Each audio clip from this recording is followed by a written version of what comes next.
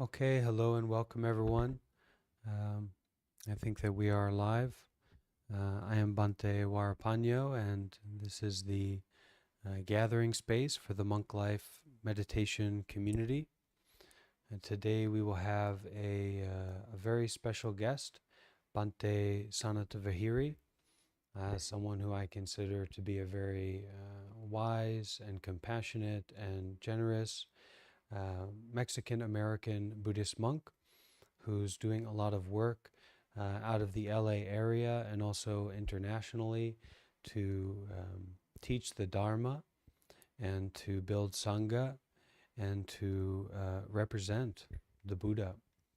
So maybe we will begin with just a Namo Tassa, and then we'll hand it over to Bhante Sanatavihiri to give us a Dharma talk and give us some guidance.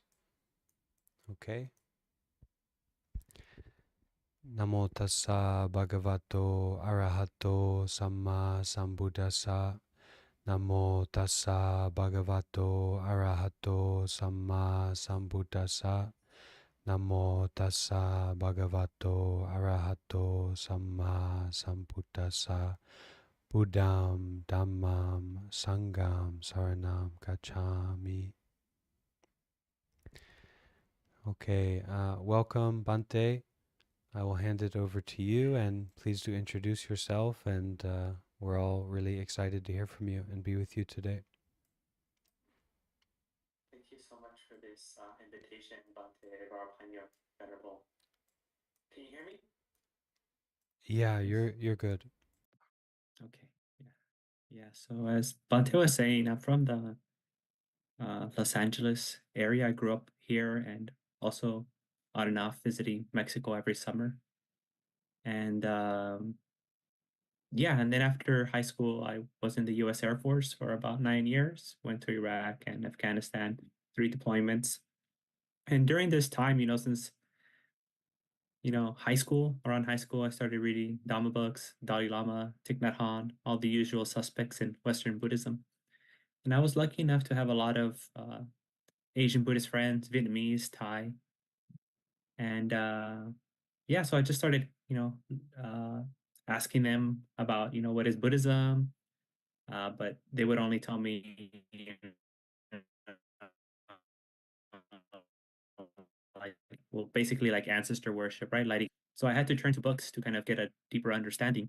But all the books that I read were always of like teachers. I didn't really ever hear anything from the Buddha's own words. Uh, and then when I remember when I was 20 years old, I went to a Thai temple and I wanted to learn more, but there was a language barrier there. And I went a couple of times, but still couldn't overcome that language barrier. And soon after that, I left to the Air Force. And while I was in the Air Force, I just kept, studying Buddhism on my own. And it wasn't until 2011 that I came across Ajahn Brahm on YouTube. And I was just watching him fanatically, constantly. And then that led me to his two students, Ajahn Brahmali, Ajahn Sujato. And after about like a year of listening uh, to their Dhamma talks online, I decided to look for a temple, a vihara nearby. And I found this Sri Lankan vihara that I'm at right now. And I came here for 2 years before I decided to take refuge in the five precepts. Then about a year after that, when I had come back from my last deployment in Afghanistan, I decided that I wanted to go forth to take the papaja to become a monk. And it was about 8 to 9 months, that process here with the monks before they let me come and stay at the temple as a layperson practicing 8 precepts. Then it was in May, Vesak of 2015 that I became a novice monk, a Samanera, here at North Hollywood at Sarachandra Buddhist Center, which is a Sri Lankan Theravada Buddhist center. And during this time, I also came across my meditation teacher, which is the late Bhante Puniji, Dr. Matavella Puniji. And he was very influential because he really focused on two things. One is the what nowadays we call early Buddhism, or focus on the suttas and Vinaya, and the other one is on translating.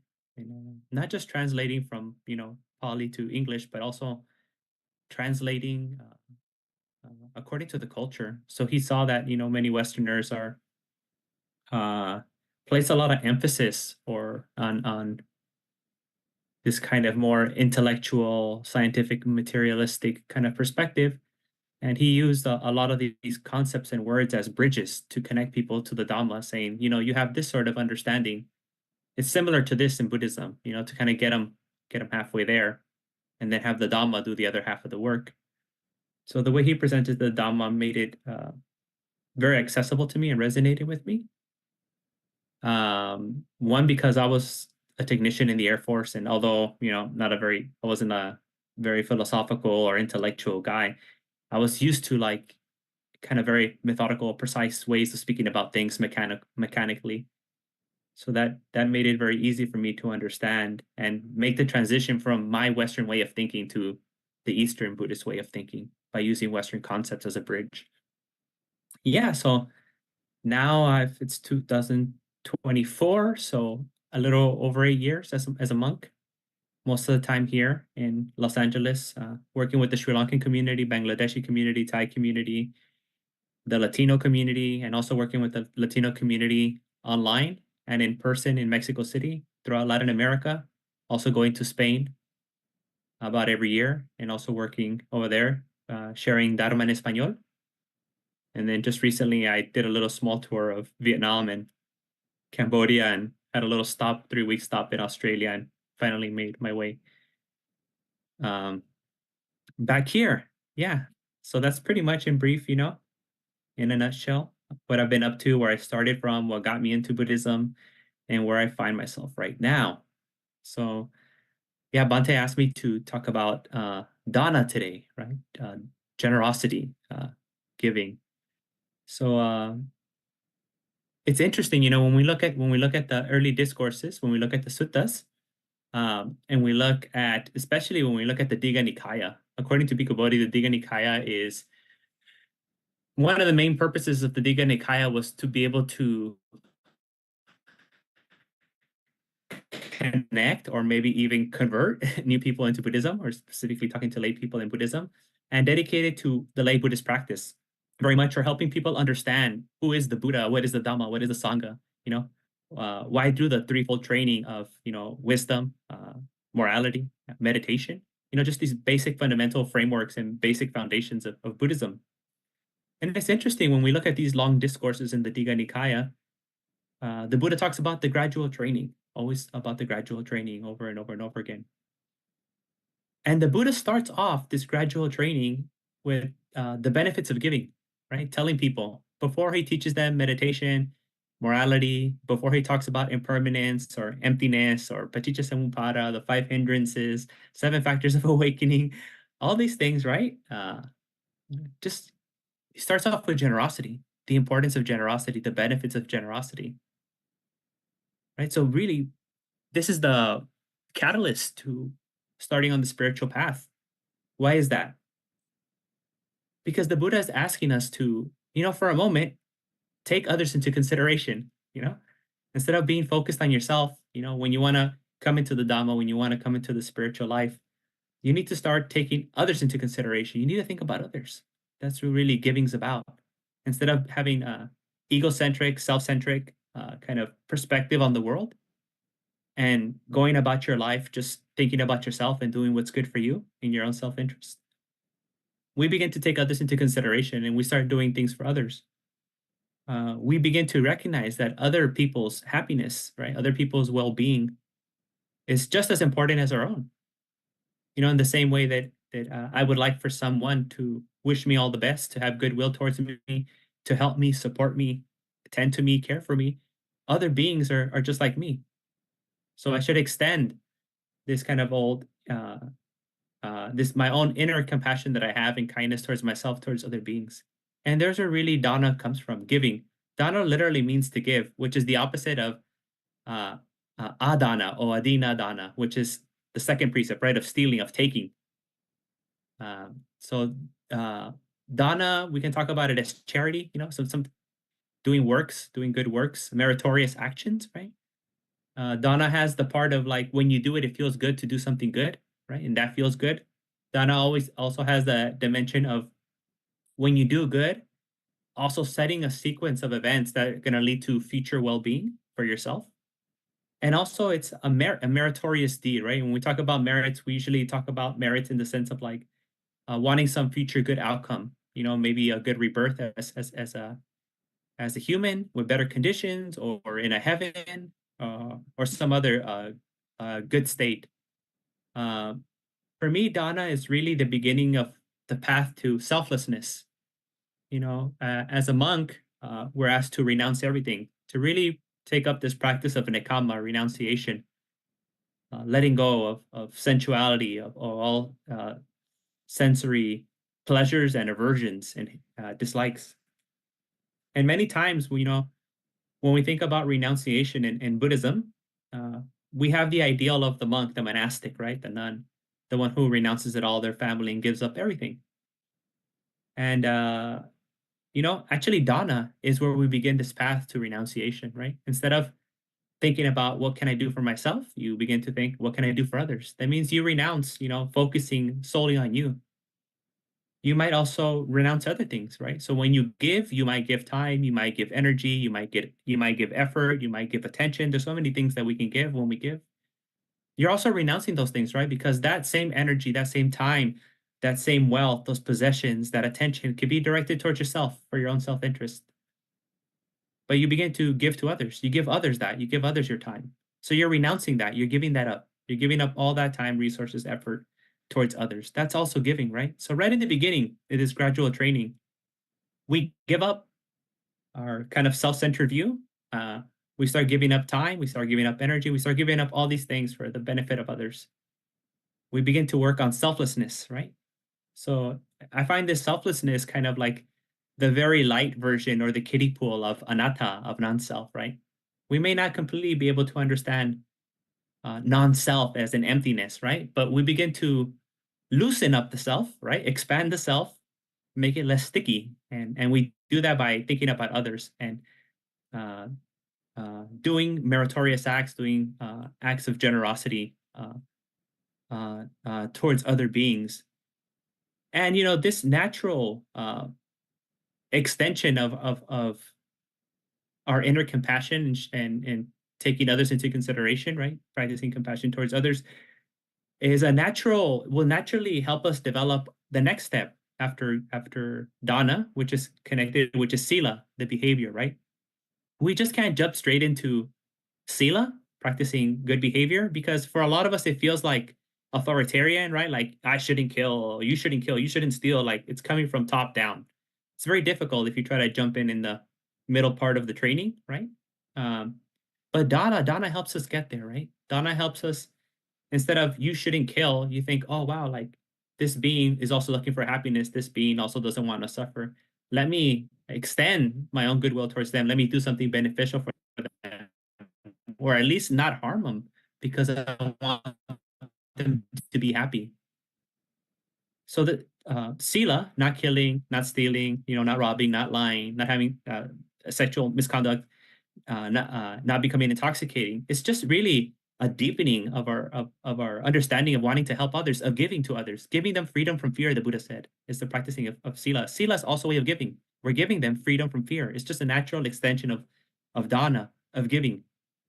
And whereas in dana, has a very positive quality of like an active thing of doing things for them, right? Giving time, giving energy, giving money, etc., giving attention.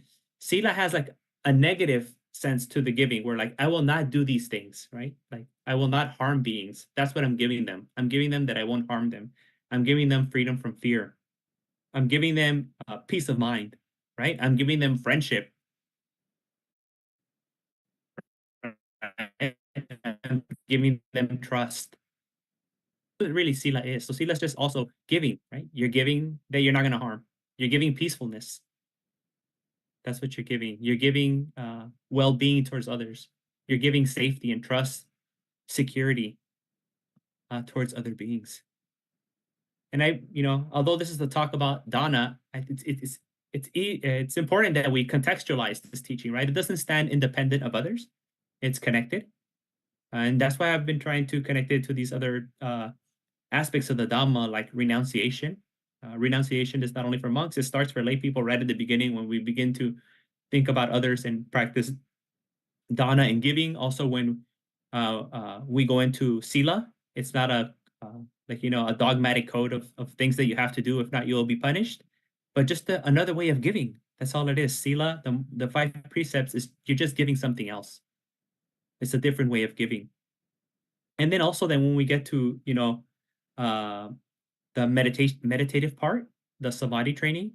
The samadhi training is also a way of giving, giving yourself the freedom from the five hindrances, giving yourself freedom from being dragged about by the taints or the asavas, the kilesas, the anusayas, giving yourself that opportunity, right? Giving yourself positive things like mindfulness, investigation of dhammas, giving yourself energy, giving yourself joy, giving yourself tranquility, giving yourself samadhi, giving yourself equanimity. So we start off with giving. In the middle, we keep giving, and at the end, we keep giving. It's just a different way of giving. Uh, when we come to the samadhi training, we're giving ourselves that peace of mind, right? We're giving ourselves that fearlessness from purifying the mind. A lot of our fears and other problems arise due to us not giving ourselves the things that we need, not nourishing ourselves in the proper way, not cultivating, not giving ourselves enough time and attention or a place uh, to better ourselves for our own well-being. But when we practice samadhi, when we go into bhavana, this training of meditation, we give up the worldly things, right? At least for a certain amount of time, and we make time. We give ourselves the opportunity to sit on the cushion, to sit on the chair, to lie down, to do walking meditation. We give ourselves maybe 1 day retreat once a month during the Uposatha. We give ourselves maybe a week or 7 days, 10 days of meditation retreat. We give ourselves the opportunity, right? We give ourselves the causes and conditions for liberation and for purification of the mind. We give ourselves the opportunity to associate with people who are also on the same path, spiritual path, when we go to the temple and we practice meditation. When we sit with friends, when we go to meditation retreats, we're also giving ourselves then this beautiful gift of Dhamma practice to ourselves, right? And then once we have some kind of good establishment in general generosity, the benefits of giving, some basic understanding and practice of development of giving freedom from fear, freedom from harm, freedom from cruelty with sila, morality. And we have this development of giving ourselves the opportunity to remove the unwholesome states of mind and giving ourselves those wholesome states of mind. Then we're able to share this with others, right? Share our experience with others, share our knowledge with others. And this is actually the highest form of giving. The highest form of giving is what Bhante allowed me to do today, Dhamma Desana, right? Giving the Dhamma, Dhamma Dana, is the highest form of giving. Sometimes we associate giving with, like I said, charity. So we're thinking about money or things like that. What does this person want from me? But giving is also just giving knowledge, sharing your experience. Dhamma Dana is the highest of all danas. There's physical dana that you can give, like food for the monks. It's funny because I've been teaching Dhamma school to the little kids for about 8 years now. And I'll ask this once a year at least. I'll ask all the little kids, what is Dana? And you know what these little kids say all the time when I ask them what is Dana? They say feeding the monks. That's what Dana is. That's all they understand as Dana, right? I mean, technically it is Dana, but it's not limited to that. That's a very small part of Dana, right? Dana just means giving, doing something good for others, practicing generosity.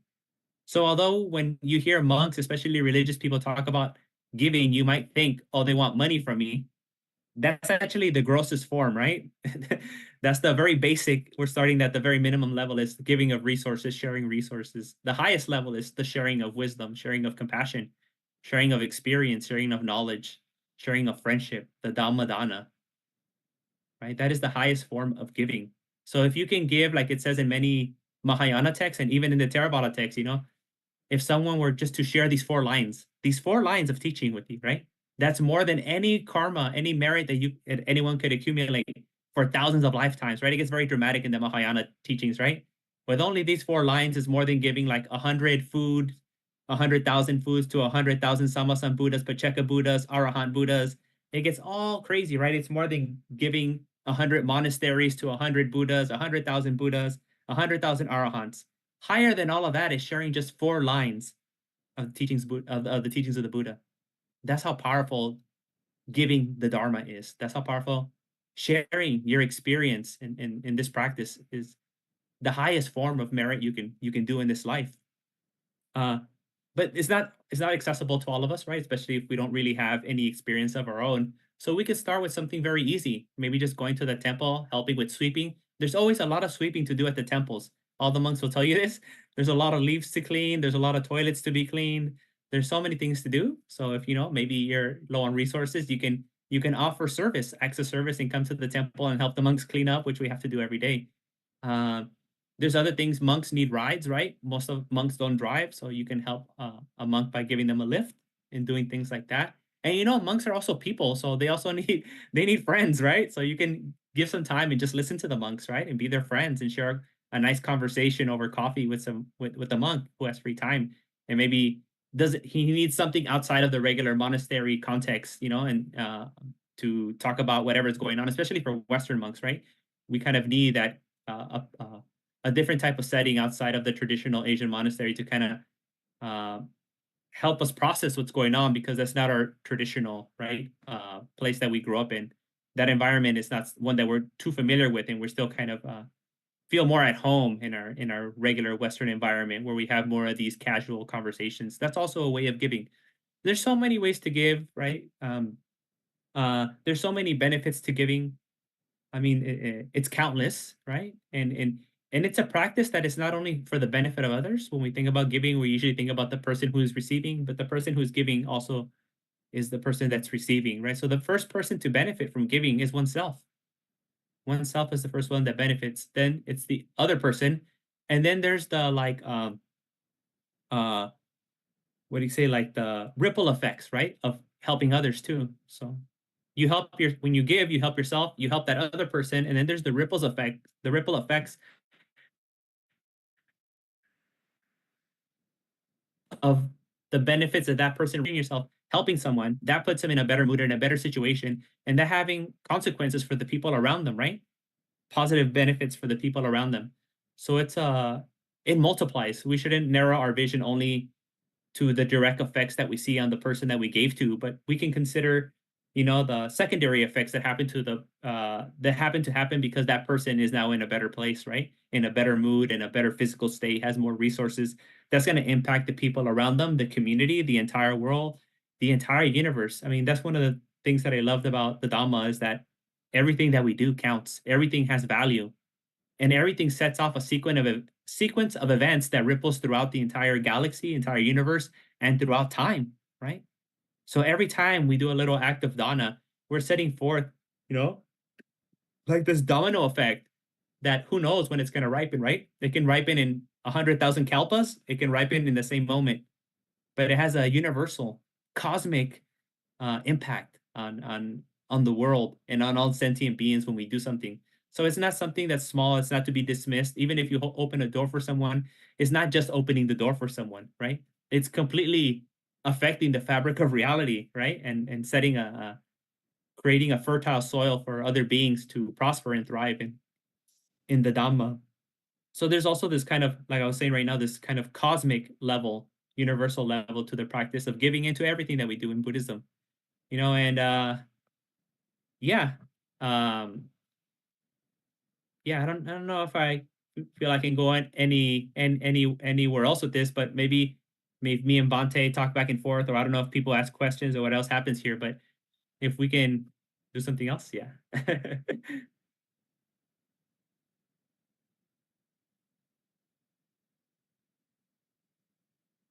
Yeah, Dhammadesana. Yeah, so that was really wonderful, and thank you.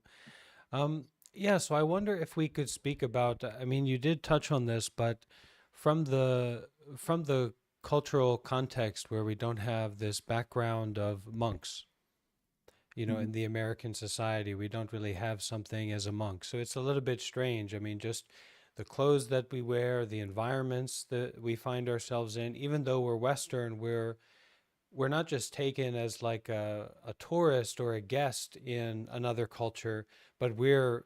we're a really important part of that culture. You know, we're teachers, we're leaders, we're in a position of authority within that culture. So I think there's a very unique quality that we bring out from that experience to the Western audience. And so Mm. I'm wondering when someone who's that has that very interesting and unique presence, and of course there are a lot of Western people that are Buddhist or interested in Buddhism, but not necessarily that are monks or have experienced in the Buddhist culture and society. So I'm wondering how do we work with and how do lay people work with this who don't come from a Buddhist cultural background when the monks are talking about generosity or talking about dana, and then it's like it's almost that there's a mindset that, oh, this person wants something from me. So for example, I someone reached out to me recently on Facebook, and I always try to make myself available to people and kind of have calls and interact with them. And they were very hung up on this intellectual understanding about cause and effect and um, about agency and the doer and the self and all these theoretical situations. And I tried to answer that according to the Buddhist teachings.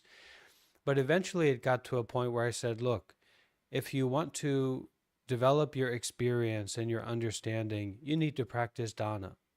You need to find a way to practice dana, volunteering, donating, getting involved, going to a Buddhist temple, doing something along those lines.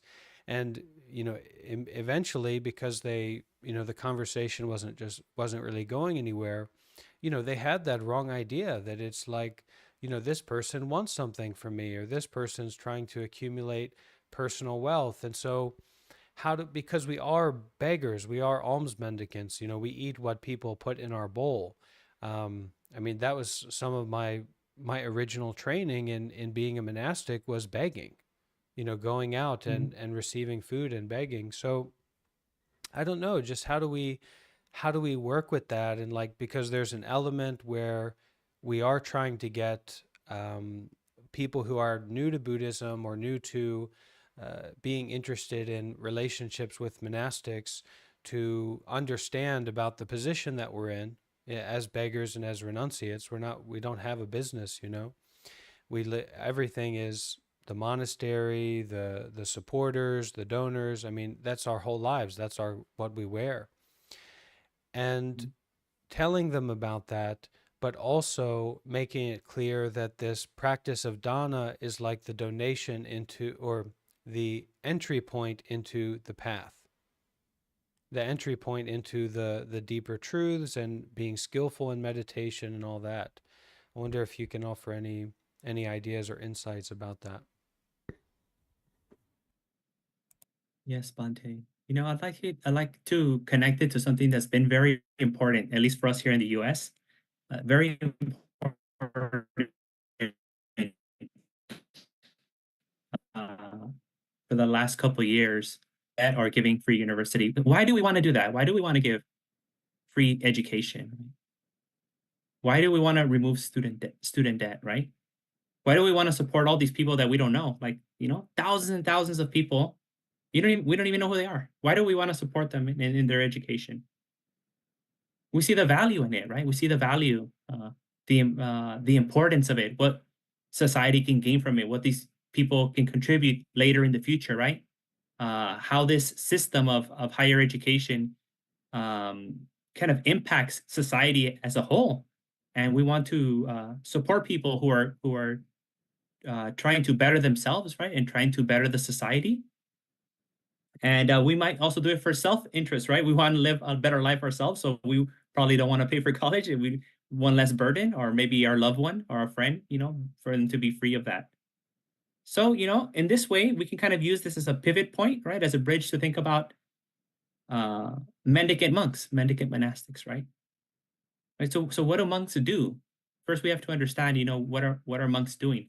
In order to be able to want to support them, we need to understand what's the role that they play. And Bante, already shared many roles. Monks play educators.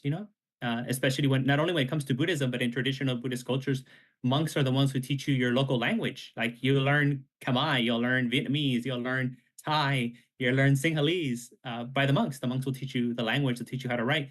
Monks will teach you about literature in your own country. They'll teach you about the history of the country. You know, we have some great chronicles, Sri Lankan chronicles, the Mahavamsa, etc. So monks are also like cultural, preserve the culture. There were historians even to this day. Many monks have been, you know, kind of like doctors also, or tending to people like nurses throughout history, where they would share their medicinal knowledge and tend to people. Sometimes they work as like emotional support systems, kind of like modern day chaplains or psychologists. Monks were also the ones who would train people in morality, which is something that we don't teach in school anymore. We don't have ethics, right? We kind of threw philosophy out of school. Philosophy doesn't belong in our formal education system, but ethics is an important part of philosophy. Philosophy is not only about questions about the universe, but also about how to live a better life. That's philosophy at its core, right? The love of knowledge to live a better life. That's what the ancient Greeks imagined philosophy to be, how to live a good life. It wasn't about speculating and all this crazy like advanced mathematics that it's turned into now. But yeah, so once we understand the roles that monastics have played, are playing, and can continue to play, and we begin to see how the monks are kind of like the the place where culture is being preserved, right? Where knowledge is being preserved, and not only preserved, but it's being transmitted. And we see that it's been successful for the last 200 and 600 years. We see how village lives, especially if you go to Asia, you'll see how the temple, how the monks are the center of the village, right? The center of the town, how people's lives revolve around the temple, revolve around the temple activities, the special events, the ceremonies, right? People's own family members become monastics, or people's own family members live there as lay people when they retire, right? So people who are like in their 60s, instead of retiring and going to Florida here. So a lot of people will stay at the temple and they spend their last days at the temple as a senior citizen. So once we have a deeper understanding of what monasticism is, we begin to see the value in it. Oh wow, this is something important, right? This is something that brings benefit towards society at large. We'll want to support it just like we want to support, you know, free education or clearing a student debt, right? We see how the impact that that would have if we got rid of student debt or if we gave free education, right? Similar in that way, you know, but instead of like doing that through giving taxes every year. Here you have a more active and personal role where every day you could do something to support that, right? By giving food, giving time, giving rides, doing all these things. So here in the West, we have a very like indirect way of supporting causes, right? We have a very indirect way where like you just send the money and then someone else does the work, right? That's how we do it in the West. Well, it's not like that in Buddhism, you know? Actually, from my experience in our own temple, we don't really need that much money. There's a few people, a handful of people who are very generous. Most people don't have to give. But we do need is help like organizing the temple, cleaning the temple, as I said, running the holidays, making sure everyone's like on the same page, contacting people for this and that, and setting up like funerals and making sure all the family members are there. So we need a lot of like logistical support, you know, more than actual funds most of the time. And you can do that, and you see that play out every day in the regular temple lives, especially in Asia. If you go to a traditional temple, that's actually the like what we need. Especially in the West, there's very little monks in temples. Most temples have like one or two monks only. You know, that's a lot of work to maintain a whole temple, like one or two monks. In Asia, that's not the problem, right? In Asia, like the whole village comes up when they need to uh, uh, do something. But in the U.S., we outsource, right, the help. That's what we like to do by giving you know, make a donation here, make a donation there. And sometimes, I don't know, it's weird because we live in such a transactional culture. We want to pay for things, right? Like the most well attended meditation retreats or Buddhist teachings are the ones that you charge thousands of dollars for, you know? I bet you if me and Bante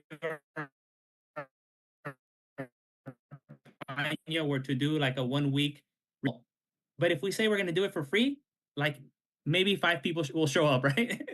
And they won't give anything. Maybe one person will donate. You know, if we ask for donations and we make it free, people don't want to give. If we charge them, people want to. Then people want to pay, and they fight, right, for more spaces, and they'll want to pay double to make a special space for them.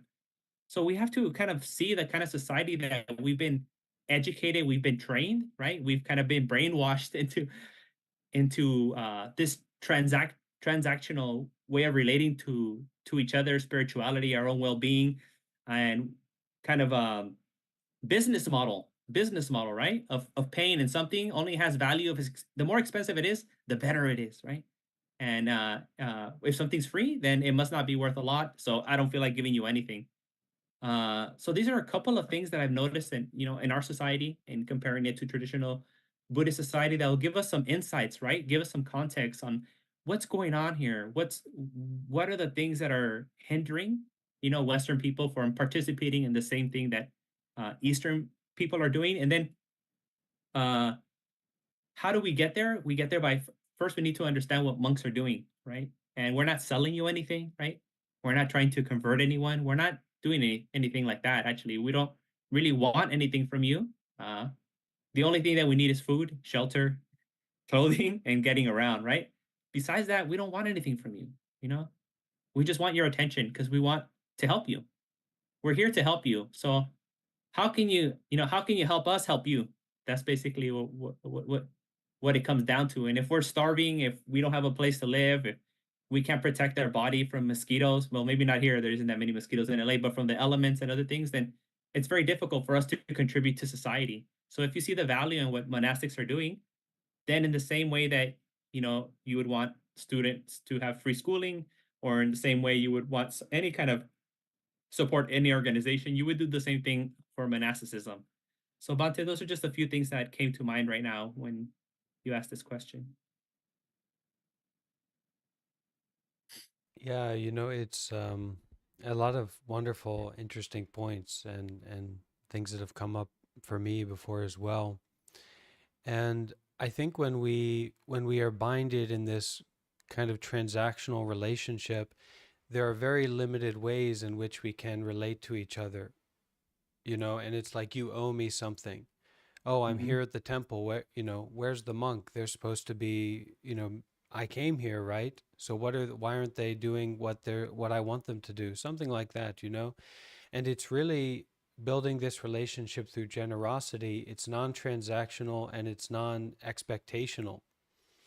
And it's what else came up for me when you were bringing that up is like the beauty of monastic life, and that it's really not money, the support that we need as monastics, and it's also not particularly shelter, because as Sri Lanka, Thailand, Myanmar, I mean, it's home. They we walk out the door at the airport and there's going to be 100 temples that are requesting us to stay there for the rest of our lives. Literally, really. Yeah. So it's kind of building that structure for allowing us and allowing the people who get benefit from it to do more of that, to offer more benefit and to receive more benefit. And the strongest point I think you brought up about that, and something I work a lot with in my online work with young people in a variety of spaces, is that no one has taught them morality. No one has taught them virtue. They have no idea what it is. So, of Mhm. course, when you bring it up and when you kind of explain it to them, or remind them about it, there's no debate. There's no secondary thinking. Like, they understand. Sometimes they're stubborn. Sometimes they're a little bit rough and tough, or they don't want to hear it, but they understand it. And people need to hear this message, and we need organizations and structures and people who are involved. It's not really about money, it's people who are involved, because once the work is kind of clear that it can be done and that it's good, those people will step up. Those wealthy Buddhist benefactors or things like that, I mean, they will step up. But we need people who can help facilitate this work, and and train themselves as well. And it's like Buddhism isn't about being a monk, but it is about practice. It is about Mhm. showing up in a particular way so that you can show up for others in that way, and just expanding this and developing this. And the way that monks learn how to be monks is in large part their relationships with lay people, with donors, with supporters, with volunteers. And the way that donors and supporters and volunteers learn how to do that skillfully, concerned with the Dhamma, is in relationship with the monks, at the temples or in those groups. And yeah, it's I felt a little bit of brightening in my heart, because of course, as a monk, it's not like I put on the robes and then I was this luminary of devotion to being a monk and following all the precepts all the time, and I'm going to do this for the rest of my life. That's those points come up sometimes, but that light that came up in my heart was very much about how beautiful this path is and how enjoyable and helpful it is for myself and for others. And I want to commit to that. And I want other people to understand that, so that they can support it in all kinds of different ways, and so that they can do that work on their side as well, and to break this bind of transaction, because we're not selling anything. And maybe that would be a little bit different if the Buddhist countries were not still around. Maybe we would be in like a struggle to build temples or to develop something for ourselves like that. But it's not, there's a lot of support going around for our basic needs, but what there's not a lot of support for is people who take that extra step of getting involved. And like you said, that can be as simple as sweeping. That can, on my side, in our Discord server, that can be as simple as just keeping an eye on it, moderating and things like that. It's not something that has to be very complicated. um, Yeah, very beautiful topic. Maybe we can see if any questions have come up so far, if Yes. anyone has any questions.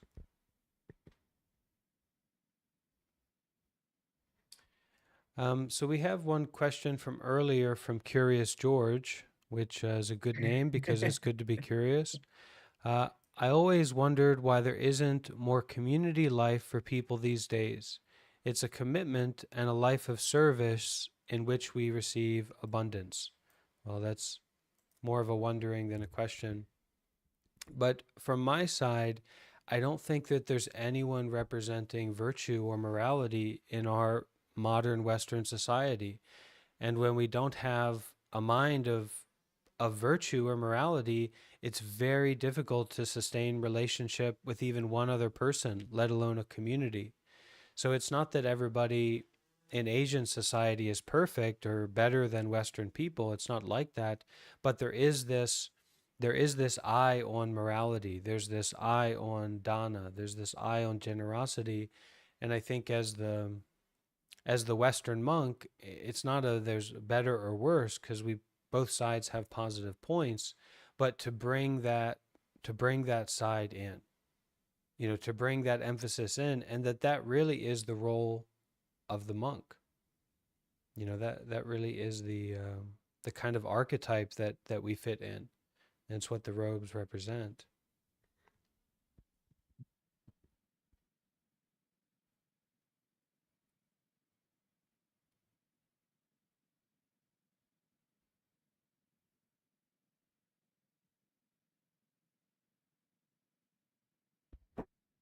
Any questions, comments on YouTube?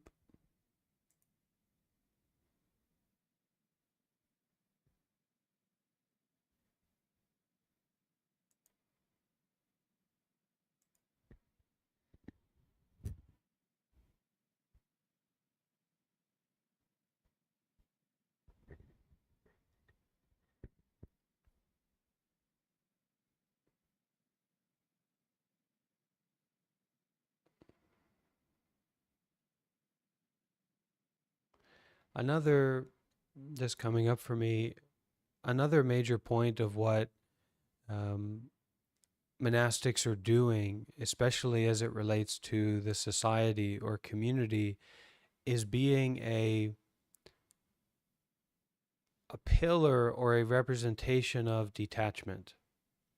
So if the monk has some success or has some skill in what they're doing, then this will be, this will be pinya, this will be the great wisdom of detachment. But the representation of the monk, the role of the monk, is also kind of holding that. And this is also something we don't have in uh, Western society, in that the only people who don't have are homeless or sick or drug addicts. The only people who don't have a home or aren't self sufficient in some way are people who are falling apart. And the monks, even though they may stay at a temple or be somewhere for long term, um, they're representing the aspiration to detach, to forgive, to walk out the door, to abandon. And this is a really important mindset um, to deal with mental health issues. Like this notion that beginning again is uh, realistic, that starting from a clean slate is realistic. That not meeting expectations is a wonderful way to walk in freedom. And that's not like you don't take responsibility, you don't take care, but you realize the impermanence of everything. And when you're a monk and you wear these robes, it's reminding you all the time. And not it's not the perfection. Even in Asia, it's not that they think that, or Buddhist countries, it's not that they think monks are all perfect. They know monks very, very well. They know about the humanness of monks, but they value very, very deeply what the robes represent. And they want to support what the robes represent. And they want it to continue, and they want it to prosper for their children and for the community. They want that representation to keep being held. And that representation is dana, sila, samadhi, panya, generosity, virtue, meditation, and wisdom.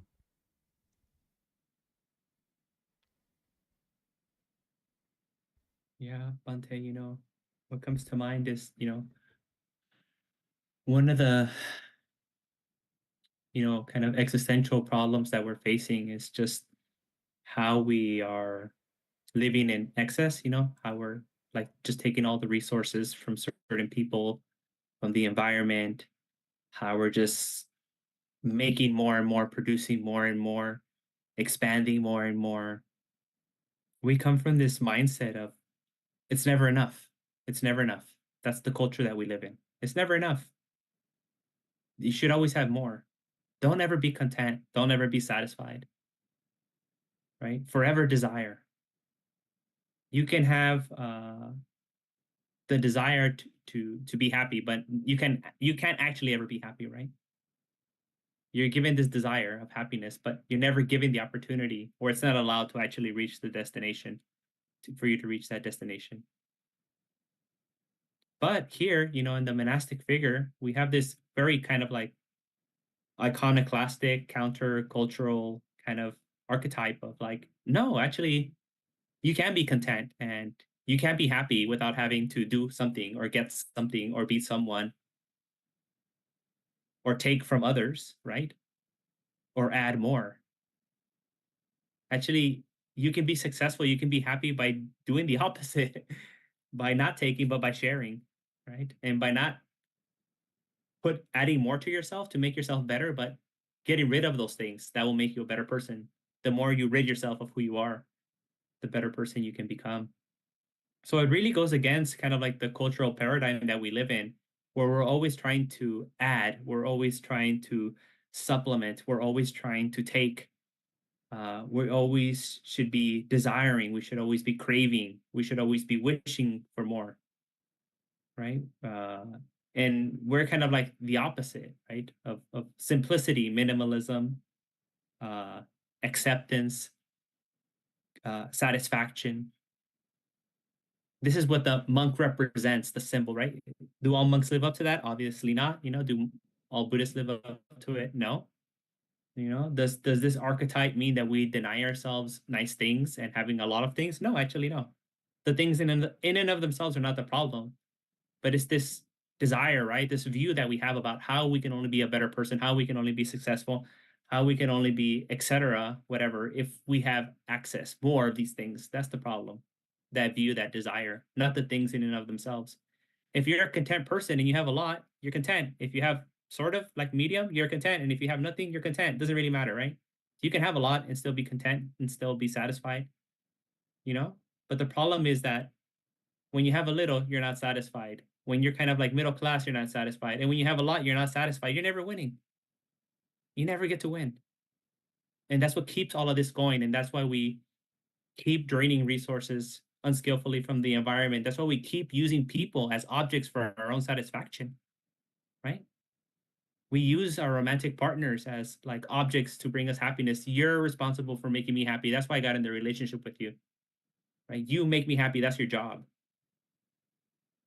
That's where kind of we end up instead of from this contentment, satisfaction, letting go, renunciation perspective, right? Where it's my responsibility. I'm the one who makes myself happy. And you know what? I don't need to add anything to myself. Just the very fundamental fact that I'm a human being is good enough, right? That I'm a sentient being is good enough. But so there's this tension, there's this struggle, and I think for more individualistic cultures, right? More self-centered cultures, more selfie cultures, right? Consumerist culture is a little bit more difficult. It's a bit more of a struggle to understand how you can be happy with little or nothing when everyone's telling you the opposite. But what I'm saying is, yes, we should strive to be happy with little or nothing. That's what monks are trying to embody. But also, that doesn't mean you can't be happy or content with a lot. That's also I want to emphasize that too. You know, we're not trying to saying that everyone has to be ascetics, right? And we all have to live in poverty and not have nice things. No, but it's the inner thing about inside. What's going on inside of you? You know, are you desiring, wanting more? Feel like you're lacking as a person, or are you a person whose happiness is independent of whatever's happening around them?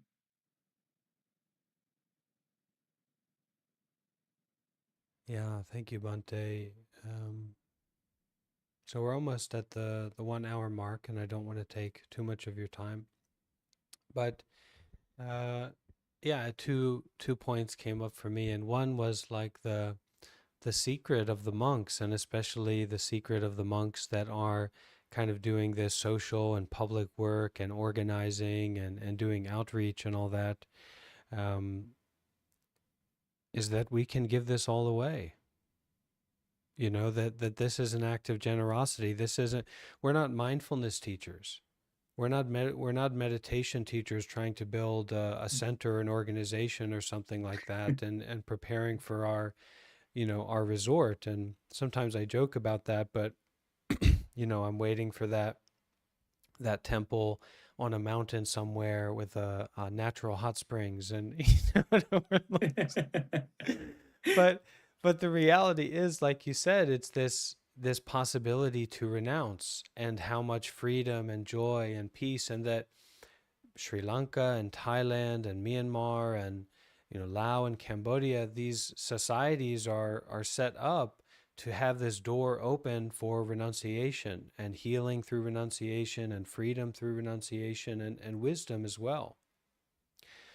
So that it's kind of there all the time to give that up, especially after a few years as a monk, and you start to learn about different groups and countries and avenues that's possible to go down. You know, renunciation can happen very quickly, and it will be joyful because we're not going to be doing it alone. I mean, you go over to one of these countries, people will just be so happy that you're doing this. You know, you'll be around children, you'll be asked to teach here and there English, you know, and you won't have to have really anything besides a robe and the bowl. And it really is like that. You know, I often tell people it's so full spectrum. You can fly into Sri Lanka as a, you know, as a sincere and a serious monk with just your robe and your bowl barefoot. And once you get through the gateway, throw your passport in the trash and live there for the rest of your life. You're not going to have any issues, for sure. For sure.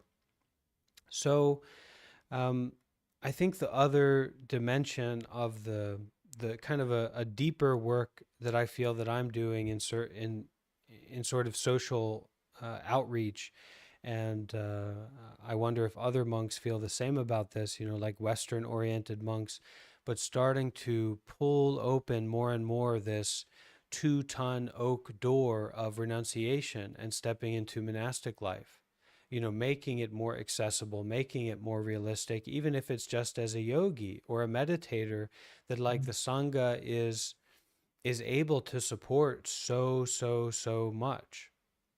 You know, I mean, they can support everyone um, that is serious about meditation and healing. So yeah, just kind of making that doorway more accessible and taking a lot of the idealism about it. I can't tell you how many people, some of them Buddhist and some of them not, you know, don't even know about Buddhism, but say, "You're a monk. What are you doing? You have a phone. You're live streaming. You know, you're here. What's going on? You shouldn't be here." And being a monk is meant to be really accessible. That's how the Buddha did it, you know, and that's also how the precepts that were established are. And I can't imagine how many conservative and grumpy, you know, elder monks came along after the Buddha and would have said, wait, you know, what about these precepts? This is ridiculous. You know, only 4 precepts that they can't break and they're still monks. And the other things are, you know, there's ways to deal with them. So it really is meant to be accessible and inclusive, even for women. And in the Mhm. case of the Buddha, especially for women, because he made that decision against the society, you know. um, yeah, so that accessibility of renunciation is also the role that we offer for people. Like, hey, you have all this baggage. I'm a monk, so how about you put it down and relax? And it's wonderful. Okay, so maybe Bante Sanathavihari, thank you so much for your time. Maybe you could share a few words to finish, and if people would like to know more about your work and get involved somehow, maybe you can share about how they could do that. Yes, Bante. You know, when we take the time to practice renunciation, even if it's just for one day, like a 1 day retreat, we're given this beautiful opportunity of asking ourselves, you know, who am I? Who am I for real? Who am I independent of my car, my phone, the clothes that I wear, my career, where I live? Who am I in with, like a husband, wife, daughter, children, neighbor, right? Maybe cultural identity, you know, Latino, Black, Asian. You have an opportunity to put all of that behind, put it all, even Buddhism, put it all to one side and see, who am I, right? What is this? What's happening? I think that's the beauty of it, to just drop everything, drop identity, drop social positioning, drop all of it, and see what's there. And there's where you find the surprise. You know, there's where you see the catalyst for this practice. When you see for yourself, right? The Buddha said, come and see for yourself. You don't have to believe us, experience it, but you can only see for yourself once you drop the self, right? That's really the thing. So, yeah, some ways that you can get in contact with me is by just Googling my name, right? Sanata Vihari Bhikkhu or Bhante Sanathavihari. I'm on Facebook, Instagram. I got my link tree, YouTube. I have a Spanish YouTube, English YouTube. Also have Spanish and English, both Instagrams and Facebooks. So if you're interested in Dharma en Español, you can find me on all the platforms in Spanish, also in English, and email also too, right through my link tree, revsanatavihari at gmail .com. Yeah, and I'm here in the States for the rest of the year. And then at the end of the year, I'll be going to Australia and making my way back to Southeast Asia. Hopefully I get to run into Bante and see him in person, you know. We got to hang out once before here at my temple in North Hollywood. I hope so. Yes, Bante. Well, thank you for this opportunity. You know, it's rare for monks to have the opportunity to make good karma, to accumulate merit. So I want to thank you for giving me this opportunity to accumulate merit, and I'd like to share this merit with you and everyone else out there listening. May you be well, happy, comfortable, and peaceful. May you be free from bad company, and may you always have good companions until you attain Nibbana. Sadhu, sadhu. Sadhu, sadhu, sadhu. Okay, thank you, Bante. Thank you, everyone, for being here. See you next time.